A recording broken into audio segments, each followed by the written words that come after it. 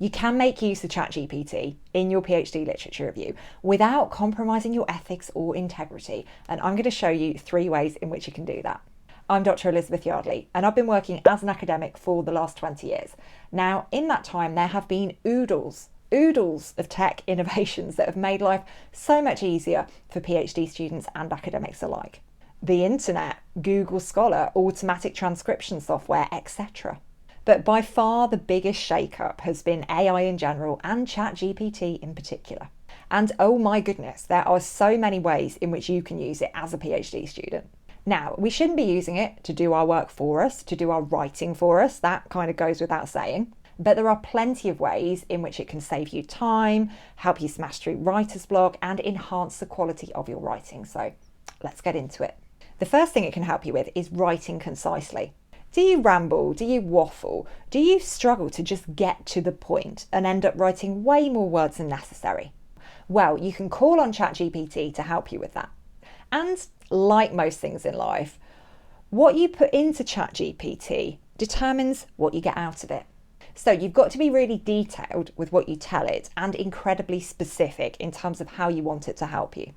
In the case of someone who writes too many words, here's the kind of thing you want to type into ChatGPT. I'm writing my PhD literature review and I need to ensure I don't ramble in my writing. I have a tendency to write too many words. Could you give me 10 phrases I can use to be really clear and focused?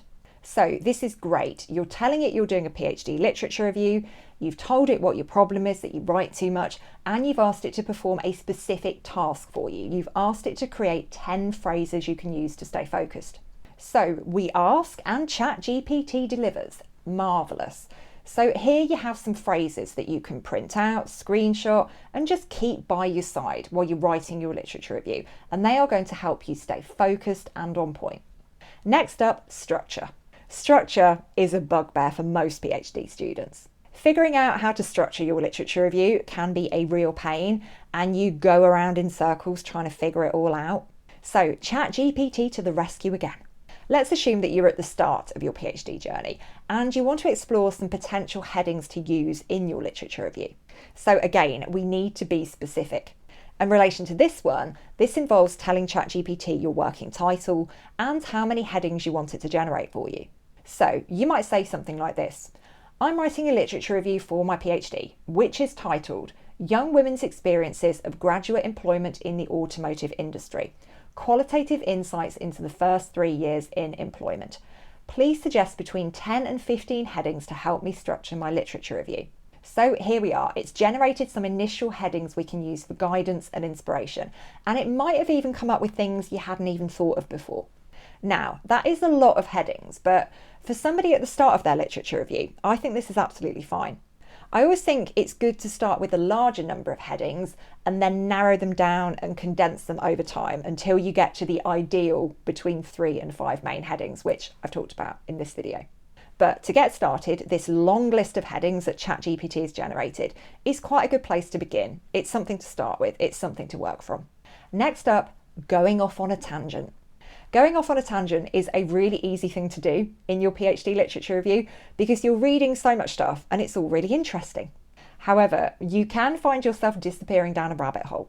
You may have been looking at literature that wasn't all that relevant in the first place, and you'll get to the stage where you're writing up your literature review and you will just want to include it, and that will end up on you going off on a complete tangent, and yeah, not good. And you'll send your draft literature review off to your supervisor and it will come back with loads of comments on it that say something like, how is this relevant? I can't see how this is linked to your question. So what? And lots of comments that are going to make you feel really meh. ChatGPT can be really useful for you here because you can ask it something like this. I'm currently doing a literature search for my PhD, exploring the experiences of people who have left marketing jobs in large corporations to start their own online businesses, selling digital courses about marketing to solo entrepreneurs and small businesses. I have a tendency to go off track and spend too much time reading literature that isn't always directly relevant to what I'm studying. Can you give me a list of 5 quick questions I can ask myself before I start reading something new, in order to determine whether or not it's a priority for my literature review? Again, it's a very specific command. We're providing detail about our topic, the problem we're looking to solve, and the kind of solution we want it to give us.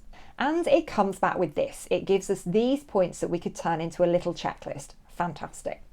We can also go a step further and ask it to provide some phrases for us to use in the write-up of our literature review. We can ask it to suggest things that are going to ensure that we are remaining relevant as we are writing up.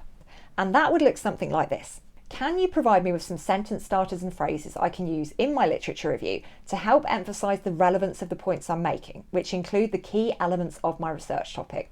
And there we go. We've got some inspiration there for when we actually start writing this stuff up. We might not use these exact phrases. We might want to change a few things, put our own spin on it, but it's helpful. It's a start.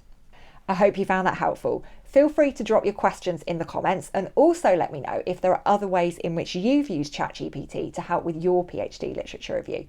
I'll be back soon with another video including tips and advice on navigating the messy and the magical of the PhD journey. I'll see you then.